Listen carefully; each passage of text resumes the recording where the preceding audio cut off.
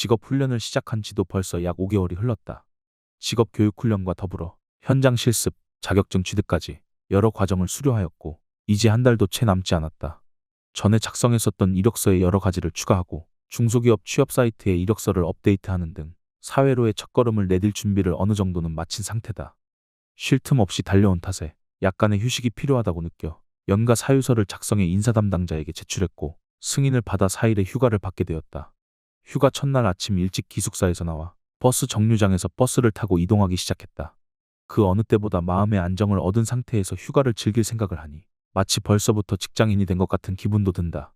그래, 이게 바로 내가 원했었던 진정한 자유가 아닌가 하는 생각이 들었다. 집이 있는 동네에 가까워지자 나는 버스벨을 눌렀고 정류장에서 내리자마자 유민이에게 전화를 걸었다.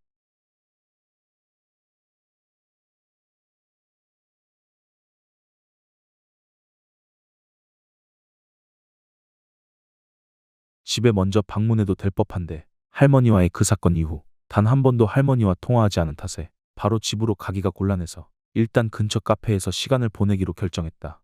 그 당시 할머니와의 사건을 떠올리자니 악몽과도 같아서 쉽사리 떨쳐낼 수가 없다. 1년의 시간들 속에서 있었던 할머니와의 골문 갈등을 현명하게 해결하지 못한 부분은 지금도 마음 한편의 죄책감으로 자리하고 있다. 다시 할머니와 화해할 수 있을까? 할머니와 화해를 하고 서로가 더 나은 방향으로 과연 나아갈 수 있을까? 깊은 고민에 사로잡혀 있던 그때 유민이가 카페 안으로 들어온다.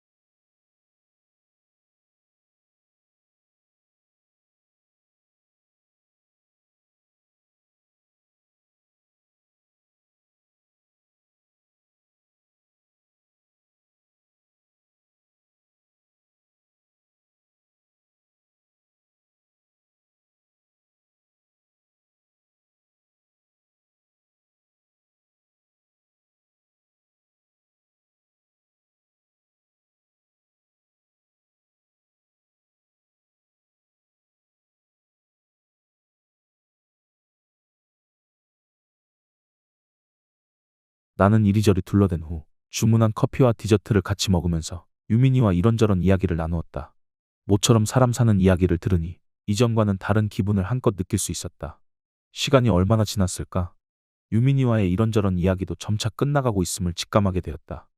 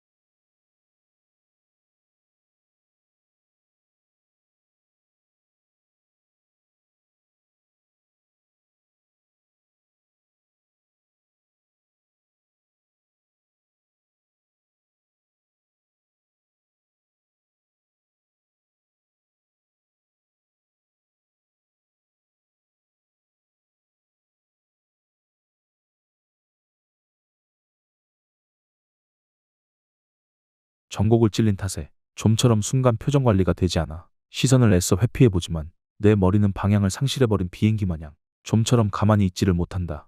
이제 와서 아니라고 잡아떼기에는 유민이가 눈치를 채버렸기에 결국엔 유민이에게 사실대로 실토하기로 한다.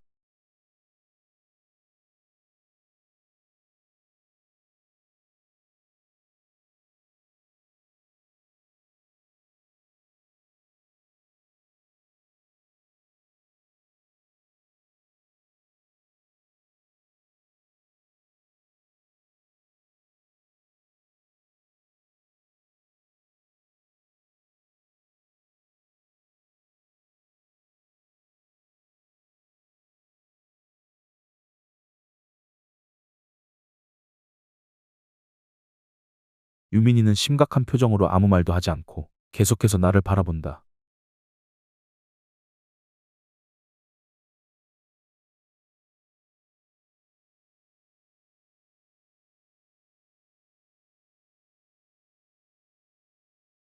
유민이는 내 이야기를 진지하게 듣더니 이내 입을 뗀다.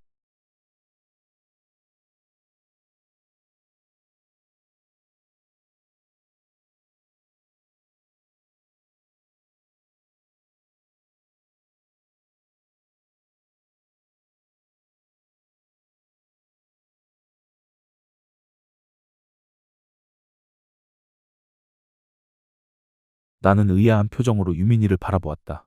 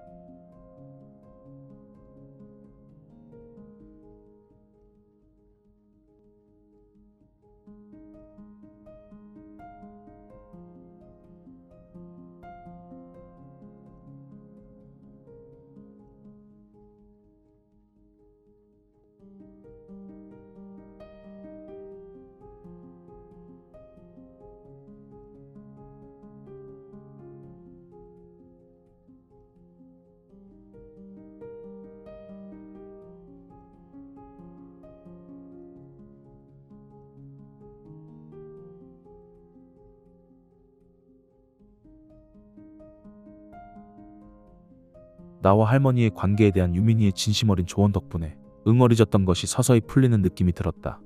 내 인생이 중요하고 내 인생이 최우선이었기에 지금까지 할머니한테 다소 퉁명스럽게 대했었던 지난날을 회상하니 지금의 내가 너무 부끄러워졌다. 할머니한테서만 바뀌기를 바랐었던 나였지 내가 변화해야겠다는 생각을 지금껏 해오지 않았었기에 유민이의 진심 어린 말은 나를 진심으로 뉘우치게 만들었다. 유민이와의 이 시간이 끝나고 나면 바로 집으로 가서 할머니와 진정성 있는 대화를 해봐야겠다.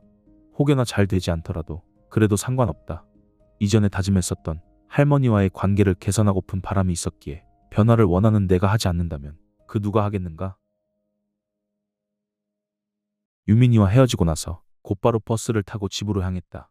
버스에서 내려 한참을 걸어간 다음 집이 위치한 오르막길이 있는 위쪽을 쳐다보니 오늘따라 왠지 이곳이 마치 회개의 언덕처럼 느껴졌다. 회개하는 죄인처럼 한 발 한 발 앞으로 내려 올라가기 시작한다. 오랜만에 구보인지라 헐떡임으로 가득 찼지만 이 또한 죄인의 징벌이라 생각하겠다. 지난날 할머니에게 모질게 말했었던 나의 과오라 생각하겠다. 그러니 힘들어도 힘들지 않은 것처럼 나아가겠다. 쓸쓸히 그 집을 지키고 있을 할머니를 향해 좀 부끄럽겠지만 그래도 진심을 전하고자 힘차게 집으로 발걸음을 옮긴다. 움푹 파인 곳, 고개를 돌리니 여전히 변한 것 없는 우리 집. 대문 앞에 다가서는 순간 잠깐 멈칫한다. 이상하리만치 집안이 조용하다.